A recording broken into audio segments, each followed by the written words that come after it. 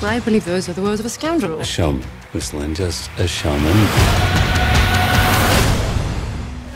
P.T. Barnum to me is, I admire him so much. He's a flawed character, there's no doubt, and you see that in the movie, but his courage, his fight, his ability to think outside the box, to be a pioneer, he invented show business as we know it today. He was a controversial figure at the time because he was accused a little bit of exploiting people. He was accused of maybe hoodwinking people or being a fraudster.